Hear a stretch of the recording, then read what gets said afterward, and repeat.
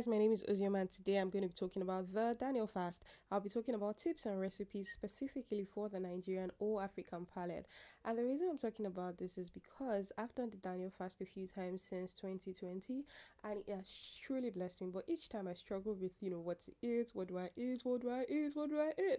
As a Nigerian, my taste, but also in type of place where I stayed or where I stay, you know. Some of the things I saw on the internet were not really stuff that I could easily pick up in the market or at ShopRite. So that's what I'm doing this video. And some of the funny looking things I did were just hilarious. And these are some examples of the kind of things I did because I just really wanted to eat something that was in line with the Daniel Fast principles. And so today I'm going to be sharing some of the things. This was supposed to be sweet potato in like oilless stew, but oh yeah. Anyways, the Daniel fast. These are the basic rules, right? I'm assuming that you probably know why we fast as a consecration unto God, to position ourselves to receive from God. And here are some of the foods that we abstain from during the Daniel fast: animal produce, processed foods, caffeine, alcohol, added sugar, sweeteners, additives, preservatives, white flour, leavened bread, and excessive use of oil, so no deep frying or anything like that. And these are some of the foods that we ought to eat: all grains, bulgur, brown rice, quinoa, beans, legumes, lentils. We can also have, fruit, nuts, vegetables, soy products, natural herbs or spices. We are supposed to reduce our use of oil, and it should be natural oil, so things like olive oil, avocado oil, coconut oil, pure ones, and of course the natural beverage, which is like water. Some people take juices, fresh juices, but it depends on you. And these are some of the food ideas for the African Nigeria palate. You can either have oats, brown rice, bulgur, quinoa, beans, yam, potatoes, plantain, fruits, vegetables, and loads of snacks. And I think one of the reasons again why I'm sharing this is because the devil really played with my head, or every time that I do the Daniel fast, the devil plays with my head. There's nothing to eat, my dear. Take bread, take biscuits, take this one, take that one. And so that's kind of what I'm sharing. And one of the major foods that I eat whenever I'm on the fast is beans, and I can make it in a lot of ways. Here I had it with like plantain and corn. Here I had it again with just plantain and some leaf. I think that's mint, and then of course like loads of like fruit bowls. I have this a lot in the morning. This is supposed to be cauliflower rice stir fried, but yeah, loads of oats. I have it with like soy milk or almond milk, pure ones. And this is beans again. And I also have plantain in a lot of ways. I'm not boiling it, I'm grilling it as body, or I don't have an air fryer, but if I had one, I'll just pop it into the air fryer, or I boil it, or I make it as porridge. Lots of ideas. And then this is bulgur, guys. Before the Daniel fast, I never really knew that bulgur looked like this, or like this is also bulgur with like some mixed veggies by the side. And I learned how to make oilless stew. And that's the thing, when you're on this fast, the Holy Spirit helps you because God sees your desire to truly practice this fast and consecrate yourself and starve yourself of things that typically would elevate or excite your flesh, so that you can seek Him. And God gives you so much idea. I never knew I could mix stew, guys. This is with a little, let me just be honest, with small like a teaspoon or of olive oil, because I really wanted to like saute the onions, but aside that it was largely like oilless. And yeah, so this is how my array of food prep looks like. This is also oilless beans.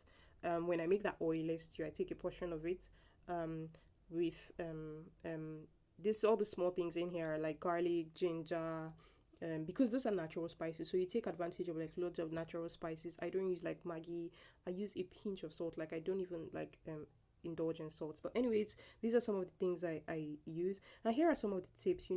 First of all, I have to say that your body will fight you. Like you would have, every time that I've done the Daniel fast, and I think I've done it a few times now, let me just say that every time that you do it, your body will fight you. You'd have headaches, you'd have well, my body fights me every time that I do it for the first 3 to 4 days. Like it's like an addict that's recovering from like sugar or anything like that. So your body will fight you. You'd have headaches, you'd be tired, you'd have leg cramps, but ignore it. It's really going to pass. And in the first few days as well, and I think as the day goes by, my body adjusts. But I also like tend to use the bathroom a lot. Ignore it. Like in those days, I'm like, well, is this the only way to seek God? But every time, just fight it, and the Holy Spirit will help you, and it truly just passes. By the third or fourth day, you should start getting used to the processes. The second thing I'd say is be intentional about prepping ahead of time, because what usually happens is like in the middle of the fast, you're like, oh my god, I don't know what I have to. You don't have anything to eat, and because you don't have anything to eat, you just like settle for anything, or you just like, oh, I don't even have to do it anymore. So you want to, adequately prepare. This is for like a week or 2 weeks. I don't have to like go out again if I want to, buy stuff. Also, as a fast which is consecrated unto God, you want to avoid filling up the cravings. Something that is very common is that a lot of people now get in between the fast, you now start filling up all the extra time you've been able to save from the food, that you're no longer spending hours cooking, or spending hours like eating out with other stuff like social media or with a TV series, guys. Like a fast is typically consecrated unto God. Some people do the Daniel fast for like health reasons, for weight loss, leaks. Every reason is valid. But if you're doing it for spiritual reasons, you have to be honest with yourself and you have to be honest with your God, and consecrate yourself unto God. It's a feast, right? It's a feast, so you have to consecrate yourself unto God intentionally. So you feast on God, all day, all night, sermons, study of the word, books, Christian books, and you stick to the agenda. Also, do not starve yourself. Okay, some people mix the Daniel fast with other types of fast. So, for instance, a lot of times when I'm on the Daniel fast, I also stay off social media because I tend to be quite active on some of my social media platforms. I also do like intermediate fasting as well, because I do not want to become very, very creative with food and all my time I'm not spending eating. So I do not eat after a particular time I'm done eating, right? I don't eat after that time just because, like either in the morning or in the evening, depending on the time window that you choose. I now use that time to focus on God, right? Also drink loads of water. Yeah, you want to get very dehydrated. And also, like, I realized that when I drink water before my meal, quite a significant amount, I don't tend to feel hungry after like whatever it is I'm eating, right? And also, you also want to be careful. I feel like, yeah, it's a Daniel fast because you are consecrating yourself by not eating certain type of foods, but you do not want it because it's a Daniel fast and not eat 25 liters of bulgur if that's possible. Like, you also want to kind of like be very careful about that. Also, have expectations. Like, have an expectation.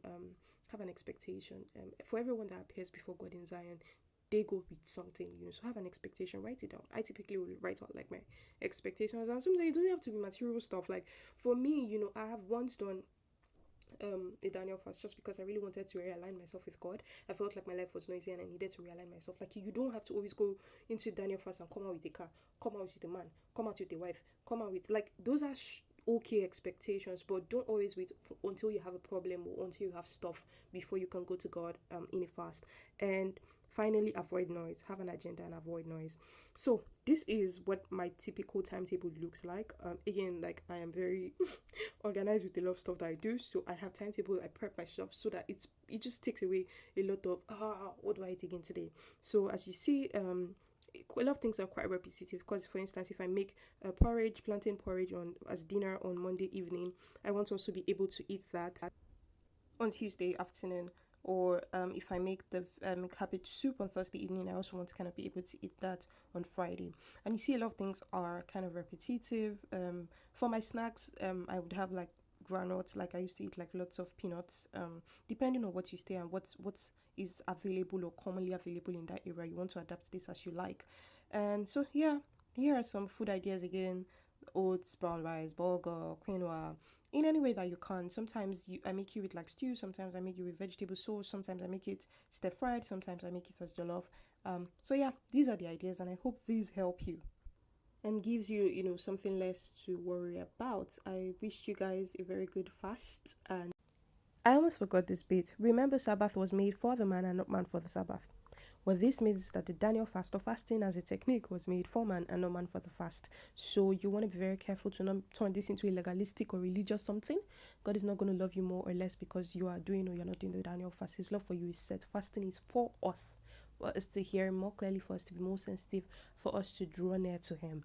So if you're pregnant or you're sick or for one reason or the other you cannot engage in the fast, please be true to yourself and God will help you. The world is very noisy and we have to intentionally just break away as often as we can. May your fast be fruitful, and if you'd like this video, please like it. If you want me to talk about other things related to this fast as well, please put it in the comment section. And don't forget to subscribe to my channel if you like my kind of content. Bye!